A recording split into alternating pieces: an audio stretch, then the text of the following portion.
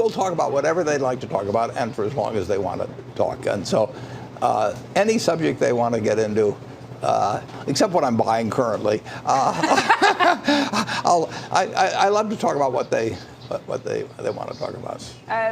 Is it common to be asked for stock picks in these lunches? No, actually it isn't. In fact, I can't recall ever being asked. But we talk about family. Actually, the couple that bought it this year are bringing along 2 small children, and we talk about the children raising kids. A lot of things. It's not all stock or business or finance at all. Well, let me be the skunk at the garden party and start asking you about some of those things. You are joining us on a day when we have watched the stock market continue to set new highs. The S&P, the Russell, and the NASDAQ. The Dow's not far off. And the question we always ask you is, do stocks look expensive to you at these prices? Well, they are definitely. If you had your choice between buying and holding a 30-year bond for 30 years or holding a basket of American stocks, there's just no question you're going to do better holding stocks. So it's more attractive considerably more attractive than fixed income securities. That doesn't mean they're going to go up or down tomorrow or next week or next year, but over time, a bunch of businesses that are earning high returns on capital are going to beat a bond that's fixed at roughly 3% for 30 years. And it's not my field of specialty, but actually they look stocks generally, which are their businesses, they're American businesses, 30 trillion worth of them, and they look cheaper than generally real estate. Is that the only thing that makes stocks look attractive right now, is the comparison with fixed income? Well, that's what you have to do in investing. I mean, you're sitting with some cash in your pocket, you've had savings, and the question is, what do you do with it? You can buy a duplex next door and rent it out to people and do fine over time, or you can buy a small piece of farmland or something of the sort, or you can put it into something fixed income, bonds or bank deposits or whatever it may be. And stocks, if you look at American equities, American businesses earning a lot of money relative to the capital put in. And the reason stocks are worth a whole lot more than they were 20 years ago or 50 years ago or 100 years ago is companies have plowed back part of the earnings. With a bond, you get it all out in interest. You know, you get your 3% or whatever it is, and that's what you have. With stocks, you get maybe a 3% dividend, but they're plowing money back, or they're repurchasing shares or doing something. And over time, that just makes a huge difference. The reason I ask about stocks sitting at these new highs and whether you think the market's expensive is because there are retail investors who are sitting at home, and when nightly news starts talking about how the markets are at new highs, some of those retail investors who have been sitting on the sidelines think, oh my gosh, I missed my opportunity again. The last time we talked to you, you said you were still buying stocks. Are you still right now? We're buying stocks this morning, and I'd rather buy them cheaper, but I've been buying stocks since March 11th, 1942. And I bought them under every president, 7 Republicans, 7 Democrats. I've bought them quarter after quarter. Some of the buys were terrific. Some of them weren't at such good times. And I don't know when to buy stocks, but I know whether to buy stocks. And assuming you're going to hold them, wouldn't you rather own an interest in a variety of great businesses than have a piece of paper that's going to pay you 3% in 30 years, or a short-term deposit that pays you maybe 2% or something of the sort? Yeah, no argument. Although your concentration in the stocks you own has gotten a little more concentrated recently. There was a filing that came out not too long ago that showed Berkshire Hathaway was continuing to buy shares of Apple. That stock is also at a new all-time high last night. It's now, you own 5% of the shares outstanding of Apple. It's the biggest holding for Berkshire Hathaway at $56 billion. Have you continued to buy even since that filing? We bought just a little. About 6 million of the shares are attributable to another fellow in the office that's owned it for a considerable period of time. The rest are my portfolio. But I bought just a little bit. I like to buy them cheaper. I mean, it's very difficult. I started buying when the stock was maybe 100. I was buying it kind of as fast as I could, and then I ended up buying some as high, a whole lot higher. I won't name the exact price, but a whole lot higher. I'd rather have it go down. For one thing, if it goes down, Apple's going to buy a lot of stock back. They're already buying stock back. And if it goes down 10%, it means they get to buy 10% more shares, and my interest will go up 10% more for spending that money in buying shares. So I am benefited by going down. If I were to talk my book, I would talk it down. I spoke with an analyst today, Gene Munster, and he pointed out that the interesting thing about Apple is that for a long time it was a very volatile stock. It kind of traded in this boom and bust cycle. Every time they had a new phone that came out, it would push the stock higher. If they didn't have a new release, it would drop. He said that it's still 65% of the business, but a lot of people are maybe looking at it a little differently. And he wonders how you look at it. Is this a boom and bust cycle, or is there something different? Not in the least. I don't, I like to see the new release do well, or, that. But I do not focus on the sales in the next quarter or the next year. I focus on they won't tell you exactly how many, but hundreds and hundreds and hundreds of millions of people who practically live their lives by it.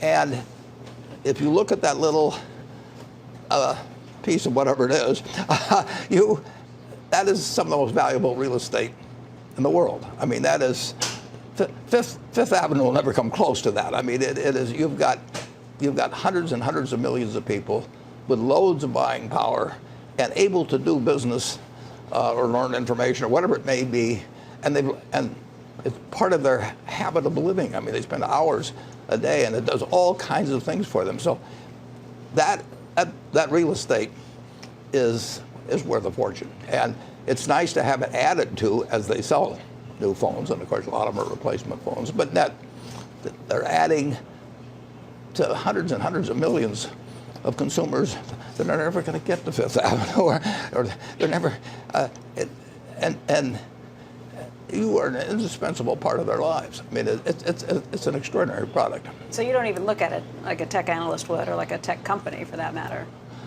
I look at iPad. Oh, you mean just in terms of how you value this stock? Oh, it's consumer products.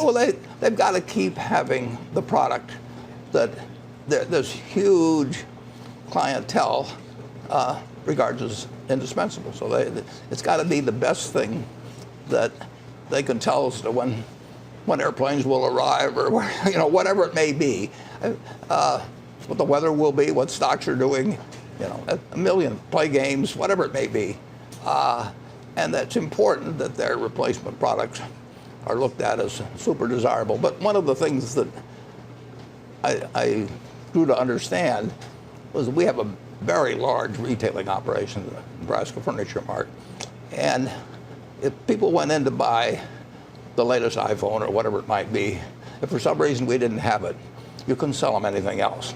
They either went next door, which we didn't want them to do, or they came back. But I mean, it wasn't an alternative. And when you have a product that is that personal, that valuable, and they talked about the iPhone 10 costing $1,000, isn't that a lot of money? I have a plane that costs me a lot, maybe $1 million a year or something of the sort. If I used the iPhone, I use an iPad a lot. If I use the iPhone like all my friends do, I would rather give up the plane, which is $1 million or $1.5 million a year, for something that costs $1,000. I mean, the iPhone is enormously underpriced. Now it's got competition, so you can't push the price. But in terms of its utility to people and what they get for $1,000 someplace else, you're going to have a dinner party that can cost that. And here this is, and what it does for you, it's incredible. You mentioned airplanes and airlines, and I just wonder, are the airline stocks that you also still find attractive? Have you been adding to your positions there? Well, we can't add. I mean, technically we could, but I don't want to go above 10%, except in rare circumstances of the security.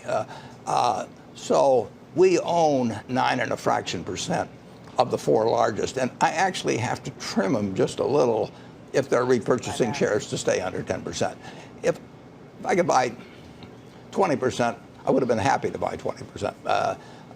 But so we've got about what we can handle. Warren, let me ask you a little bit about the news of the day. Campbell's came out with its own business initiatives, its strategic initiative today. I saw that. You saw that they're selling off a couple of units, the fresh foods and the international. Does that make it more attractive or less attractive as a buying opportunity for something that could get wrapped in potentially to Kraft Heinz? Well, I don't know that it changes the picture a lot. I mean, presumably they're going to get fair value for that. So if they would be calculated by any acquirer as being worth X. Now, it may or may not be tax efficient. I don't know the tax basis on those assets, but if they have a low tax basis on those assets, then it actually decreases value a little bit for another buyer because you've given some of it to the government in the process. But I don't think in terms of any other company looking at it for acquisition, they're probably selling the assets that those companies would have been particularly looking for. But I don't know Campbell that well. You saying you don't know it that well makes me think that you haven't been looking it over, considering it as a purchase, because Dan Loeb would like to see somebody buy it. And my question is, would Berkshire be interested? Would Kraft Heinz be interested? Well, Berkshire certainly wouldn't be, but that's partly because we own Kraft Heinz too. We wouldn't do any. But I think it's very hard to offer a significant premium for a packaged goods company and have it make financial sense. The packaged good business makes high returns on tangible assets that it has, but it is a tougher business than it was 10 years ago, and the stocks are higher than they were 10 years ago. So we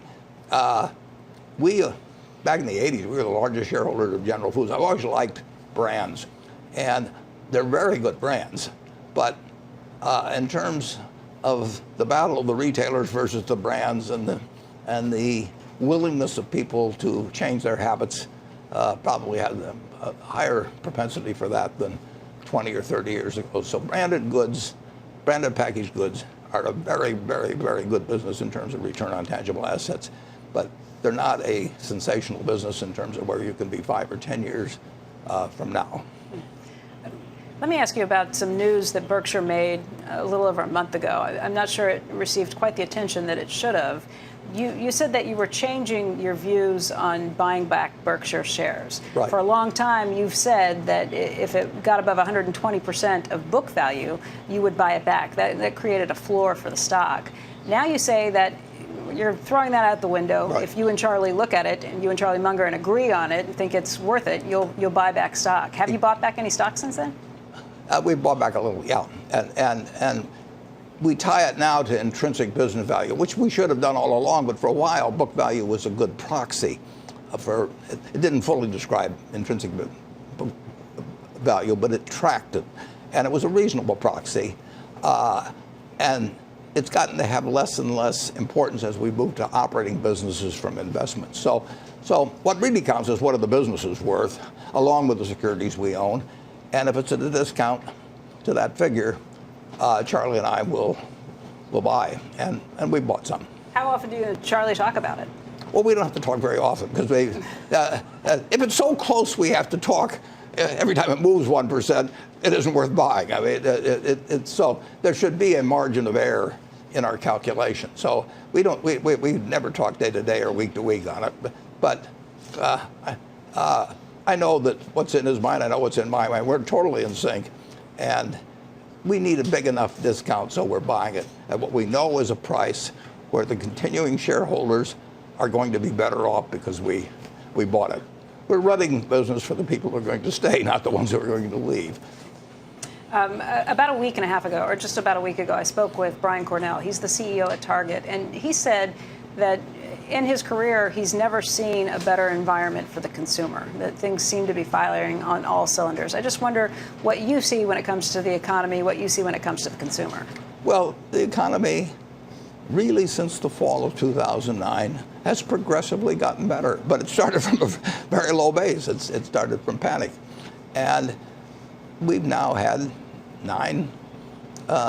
very soon, we've had 9 full years of improvement in business. I mean, quarter by quarter. Now, sometimes it looks like 1% or 1.25%. Sometimes it's 2.5%. Now it looks even better than that. But business is good. Across the board, business is good. It was good 2 years ago, but it keeps getting better. But the American public household wealth is over $100 trillion. And 250 years ago, this island where nothing was worth, there wasn't anything here. I mean, $24 for Peter Minuet. But the economy's firing on all cylinders. One issue that people have worried about is what's happening with trade and tariffs. Have you seen any impact on Berkshire's businesses or higher costs associated with any tariffs that have gone into place? Yeah, there are a few, definitely. And we buy steel, for example. I mean, at MyTech, or we buy it at a lot of places. And we are seeing some effects from that, and we're seeing some effects from inflation. I'm sorry, from inflation. inflation. We've seen more in the way of cost increases in the last year, if you go across all of our businesses, but particularly building materials, or we sell paint. I mean, the can it comes in, that is a lot more expensive than it was a year ago. How much of the inflation is directly tied to the tariffs, and how much is just from an improving economy and inflation you would expect to creep in? Yeah, I can't tell you exactly yet, and some of them are kicking. Well, newsprint, it pops up in different places. And I haven't really done that, but I was seeing it in raw materials well before the tariff situation came up. But the tariff situation will aggravate it significantly. Well, let's just talk about that. If you are seeing price increases coming through, that may lead you to the conclusion that you think the Fed should raise rates or continue to raise rates as they've been doing.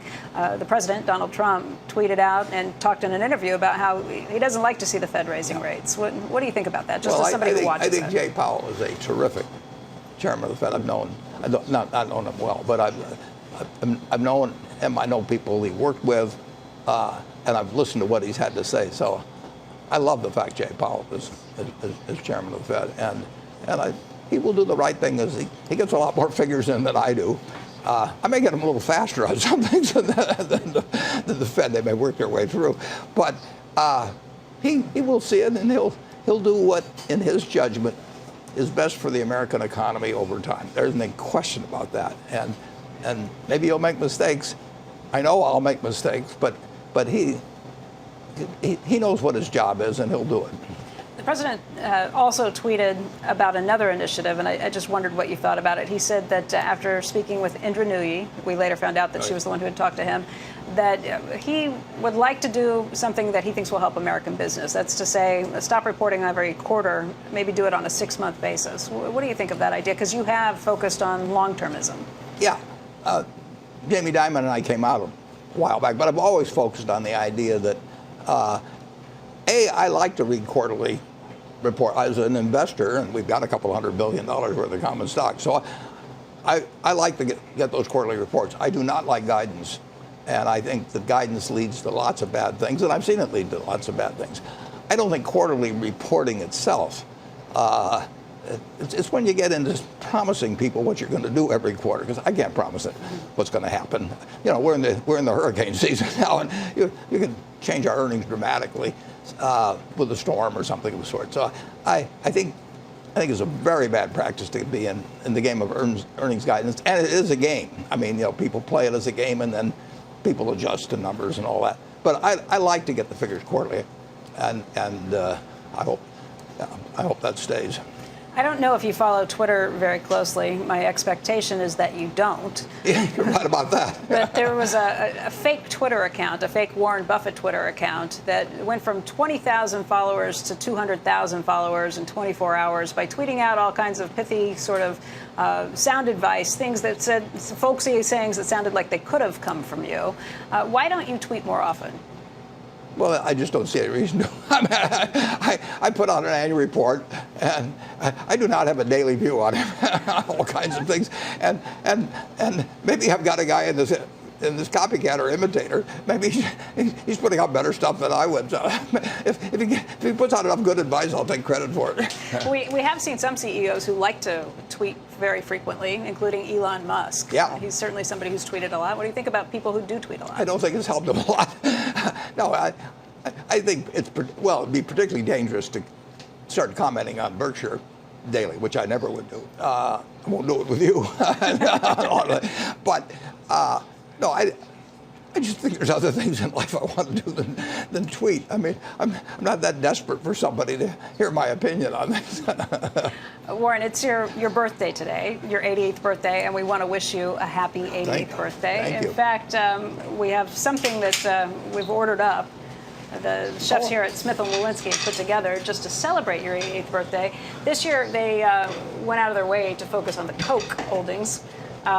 It's your 5th largest holding, so there's Wow. your happy birthday cake. Well, And that is terrific. I just wanted to talk to you about, at 88, there's probably not a lot of new tricks that you can get taught. But I know that even though you don't have a smartphone, you do have an iPad. I have an iPad. I use it a lot. What do you do with it? Well, I keep it around on my desk during the day, and if I want to check anything in the financial markets, that's an easy, very easy way to do it. But I look up things. I mean, it's what I do with a computer at home, and a computer's enormously useful to me. And the iPad is the one I have in the office in effect. Do you ever listen to any podcasts? Do you ever follow anybody else? What other kinds of things do you do with this? I listened to a podcast from my friend Tom Murphy the other day, but podcasts are normally, they take a while. I can read faster than I can listen to one, but I recommend that. It was done with David Novak. It's a 28-minute podcast, and anytime you get to listen to Tom Murphy, I think it's terrific. But generally, I don't because of the time element. What did you learn from Tom Murphy in that podcast? Well, I've been learning from him ever since I met him in 1968 or 9. I mean, the very first time I met him, I learned. And Tom Murphy, like Charlie Munger, has made me a better person than I would otherwise be. I mean, that's the ultimate gift you can give to somebody, and Tom Murphy's given that to me, and Charlie Munger's given it to me, and my dad earlier, and my wives, and so on. But he's a human being that, if you study him, I'm just talking about business, but just as a human being. And you want to have the right heroes. And I've had the right heroes, and Tom Murphy's one of them. Tom Murphy's from Cap Cities ABC. Warren, happy birthday. Thank you for spending time with us today, and good luck with the lunch. And thank you, and I may need a second helping, actually. Save it That's for a you. little Have it after it's a lunch. little skimpy on the Coke there, but Guys, we'll send it back to you in the studio. Carl, thank you.